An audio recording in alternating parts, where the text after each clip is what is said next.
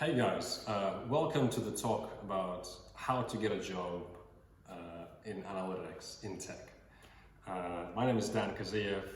I have experience in analytics and consulting, and previously worked at Uber, and I work at a health tech startup called Your.md. And I would love to share with you my experience of interviewing for roles in analytics and data science. Before we go further, I just wanted to kind of specify the type of roles I'll be talking about. And I think in analytics there is more technical side, which is more kind of research, PhD type roles, creating new AI algorithms, building, productionizing ML models and things like that. That's not what I'm going to talk about. I'm going to talk about more business focused analytics and data science roles. And unfortunately, different companies use different names for these roles. So like Facebook and Spotify, they call these roles data science, whilst Uber calls them analytics or data analyst. But ultimately it comes down to helping kind of organizations solve their business problems by bringing insights from the data. That's I think what analytics is about. And as you can see on the Venn diagram, the data science Venn diagram on the right hand side of the slide there, I think that diagram is for technical roles, PhD type data science roles. For analytics, the hacking and the math circles are potentially smaller, but additionally to the subset of expertise, there is also business acumen, and there is potentially another one, which is communication skills. So they're more sort of business focused, require a bit more soft skills perhaps, and a bit less technical. So that's the roles we're going to talk about. And if you're interested in data science roles in Facebook and tech companies, or data analyst type roles, which is, I'm going to use them interchangeably, keep watching. Let's go. All right, so we're going to talk about three main elements of getting a role in analytics, and obviously it starts with updating your CV, which I think is really important. It's the first step. It's like your package that just has to be positioned correctly for you to get through the door, through the first stage. The second step is the interviews, and I'll just share some examples and based on my experience, some frameworks that can help you prepare for different types of interviews in analytics. And the third one is fine-tuning your communication skills, and I think that's really the thing that can differentiate you from the rest of the group, especially in kind of more technical roles. I think that can be a real point of difference. So if you can work on that and make it your stand-up thing, good for you. So let's start with the first one, updating your CV. And as you can see on the slide, I've listed a few key tips there. The first one is keep it short but punchy.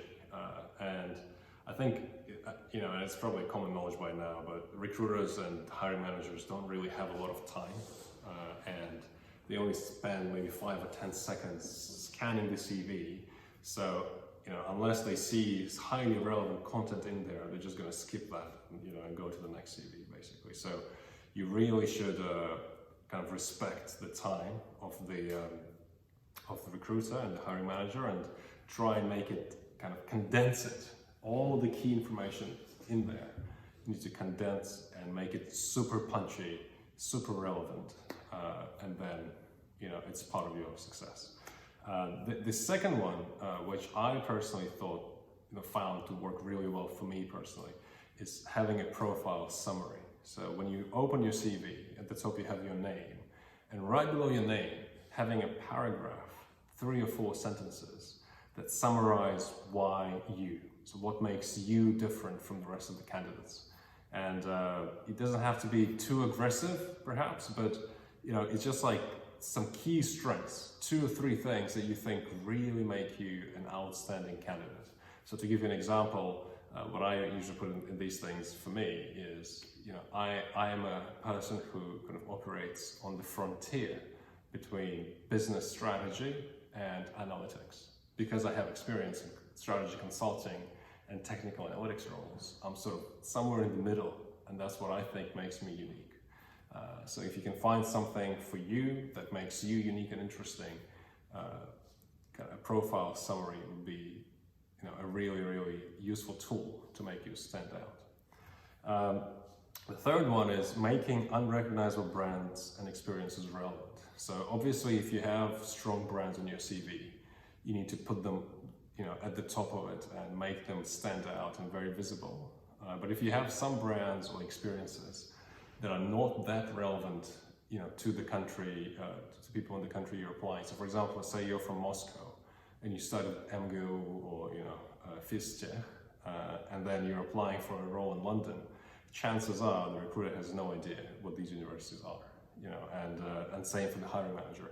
So the way to make that relevant is to say top technical universities in Russia, for instance, or it's alma mater of Nick Stronsky, the founder of Revolut, and they know Revolut. They know that Russia is a huge country, has a lot of technical minds. So kind of spinning that information in such a way that makes it clear to the recruiter that you are a top performer. You're not just a regular average kind of person. In your sort of wherever you live, in your domain, in your society, you are the cream of the crop, and it's all about positioning. To be honest, you don't have to be the winner of all the Olympiads and stuff like that, but you just kind of work with what you have, but try and spin it in a way that makes it look really good, and that's basically marketing for you in a nutshell. So yeah, make unrecognizable brands recognizable or relevant. The fourth one is do not underappreciate soft skills and domain knowledge. And I think here for analytics roles specifically, it's stakeholder management, project management, and communication skills are very, very important. So if your CV is packed with SQL, how to create tables, join tables, Python, R, Tableau, etc. It's great stuff. It's super useful. For junior analytics roles, perhaps it's enough. But I think for a company like Facebook or Spotify, even for junior roles, that's actually not enough. You will need to demonstrate some soft skills and some business acumen and your ability to structure your thinking in a strategic and sort of MECE, sort of mutually exclusive, collectively exhaustive, sort of consulting type way.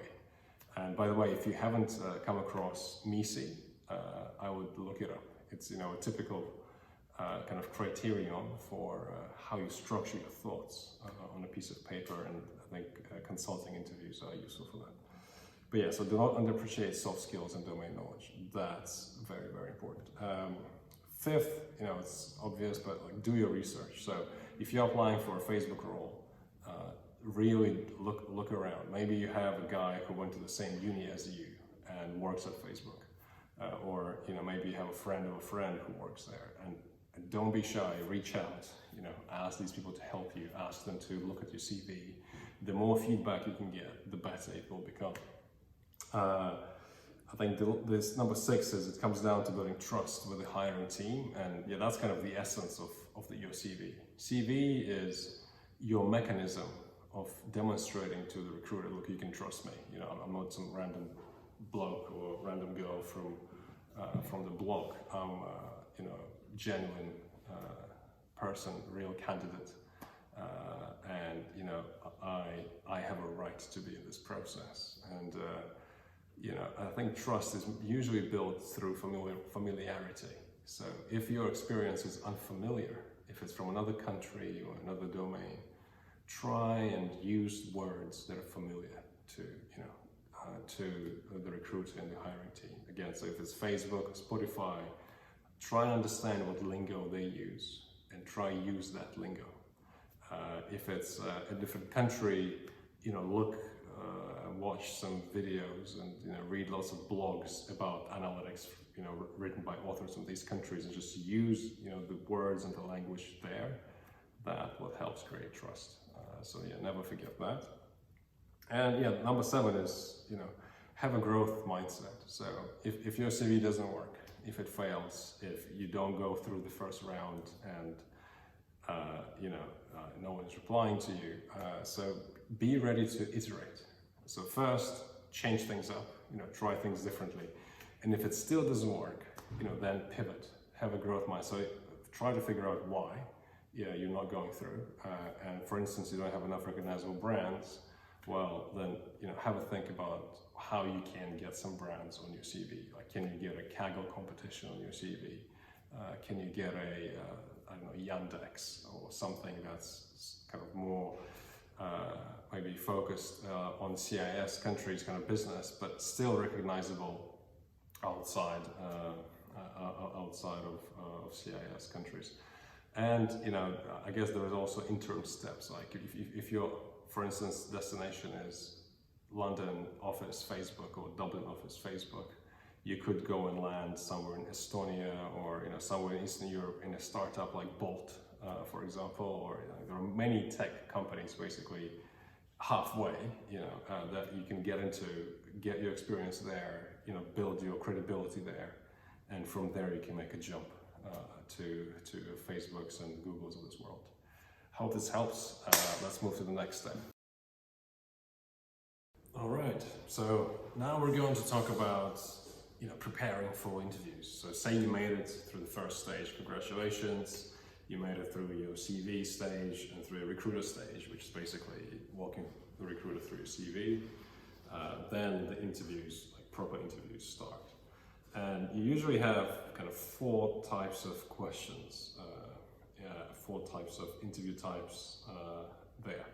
And this is based on my experience interviewing with Uber, Facebook, Spotify, Amazon, consulting companies like PwC, UI, and all these roles as well, and lots of health tech startups. So kind of the first most common interview type is competency-based questions.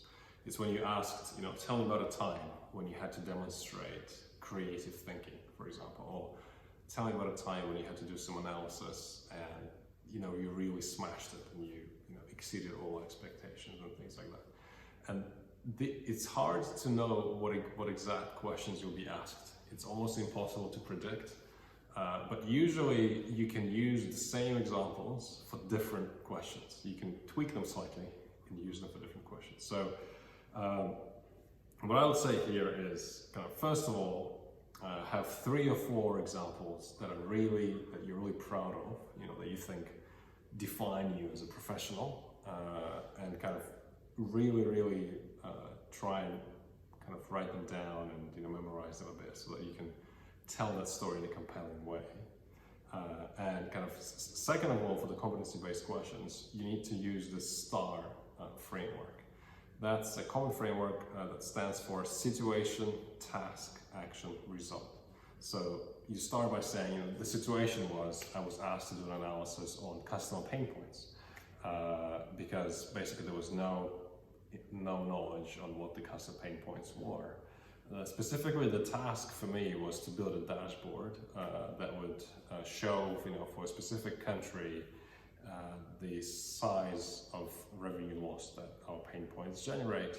So the actions I personally took were, I sat down with my team, I led a workshop, led a meeting, I scoped my project together with the team, but I was leading that. I defined the milestones and who should be in my team, and then I went and started sprinting, doing agile sprints, reiterating that dashboard, building an MVP, minimum product, and reiterating, and finally delivering a final dashboard, final product. As a result, adopted globally across my organization. Everyone loves me, and it has a potential to save X million of dollars. That's kind of an example of the STAR framework applied for competency-based questions. So Google that and use that for competency-based questions. Second one is case study scenario-based interviews. These ones are a bit more tricky, but you can still prepare for them very well. So the first framework to know there is MECE, and it's the one I referred to earlier. I think it comes from McKinsey. So if you Google McKinsey MECE, you'll find an explanation of what exactly it means. But basically, it's logical thinking, trying to break down your thoughts into a decision tree that is kind of binary and mutually exclusive, but at the same time collectively exhaustive, meaning it covers all the aspects of the problem. So Google that, have a look, and I think it will help you. If you try solving a few McKinsey case studies, there is lots of resources for that. That will help you get in that mindset, because it's really very similar to the types of questions they ask in the interviews here. The second one is kind of Google, Facebook analytics questions. And yeah, on Glassdoor, so if you don't have a download Glassdoor, it's a must. You can go and check what kind of questions people ask on these interviews. And for Facebook, for instance, a typical question would be, how would you measure product health of Facebook? Or how would you measure what's the right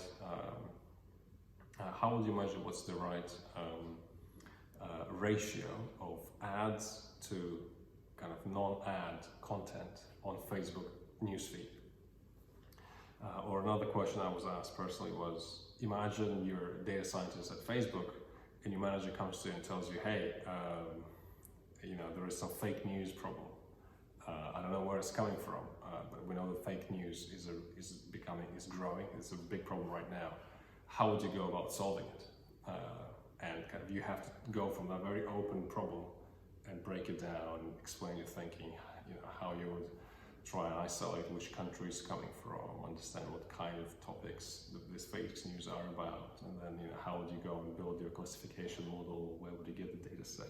So really trying to work through all the steps. I think that one was a very difficult question, and that one was pretty challenging, but usually they're a bit easier, but I think they can throw anything your way, and you really need to have that ability to take a moment, structure your thoughts in a logical kind of way, and then work with the interviewer going through that. So yeah, check out Glassdoor, and there's lots of questions, lots of answers. I think there's also lots of blogs as well on that. And I think the last point here is practice with friends. That's practice makes perfect. Like if you don't practice this kind of interviews, to be honest, you'll never, you can't just read the blog and do them. You have to actually make your body, your mind memorize how to do that, and the only way to memorize it actually is to practice. So please practice with friends. The third piece is technical interviews and take-home assignments. These ones, if you have the technical skills, are relatively easy. If you're sort of borderline, which is also okay, I was borderline when I was applying for some of the roles, if I'm honest, so you can still prepare. So the first one is HackerRank. I think that's a great tool where you can practice your SQL. I think you can practice your Python there as well potentially, but it's like as a collection of challenges that you have to solve with SQL or other languages. So HackerRank, check that out. Solve some beginner, intermediate, and if you can, advanced there as well.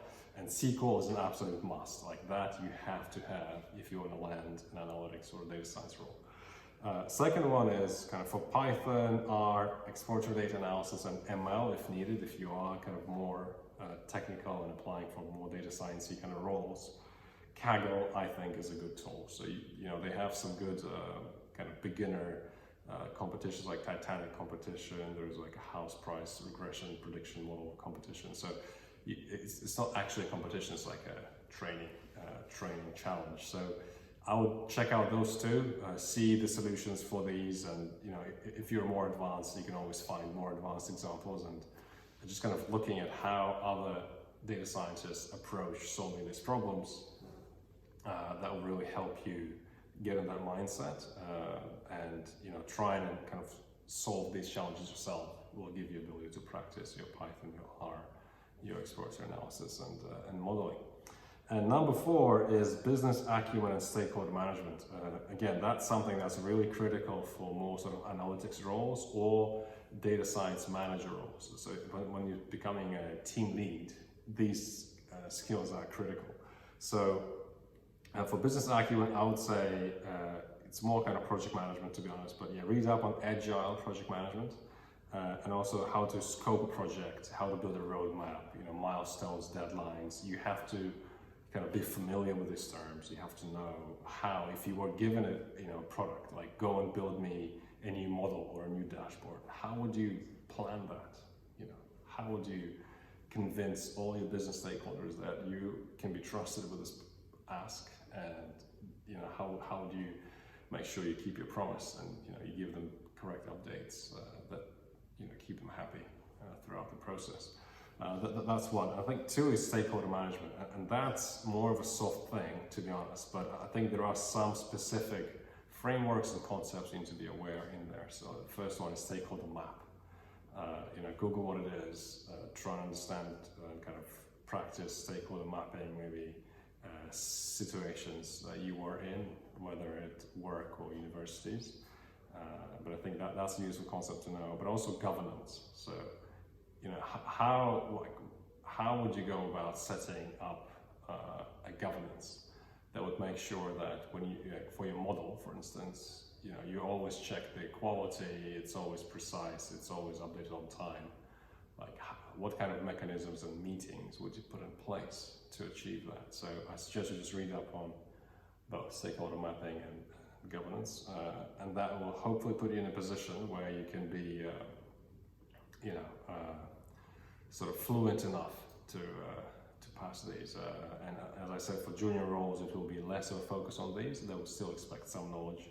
And I think for more advanced kind of management roles especially, that will be a big thing.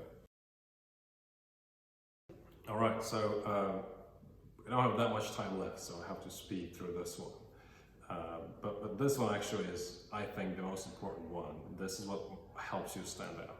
And it's fine-tuning your communication skills. So once you are in the process, that's how you convince people that they should hire you, not someone else, I think, through how you communicate.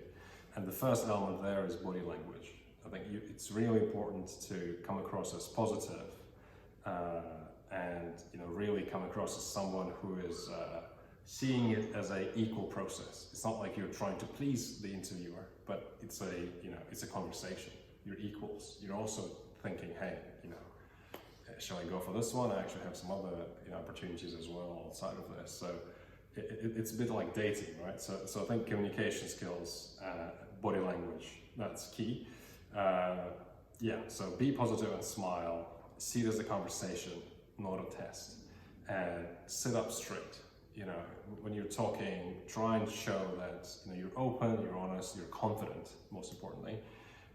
And the way to improve and work on that is, which is my next point, practice public speaking. So use Toastmasters, which is a free public speaking club. I really recommend that. If you're someone that feels like you need to work on your communication skills a little bit, use that. I think that's super helpful. That helped me a little bit gain some confidence as well.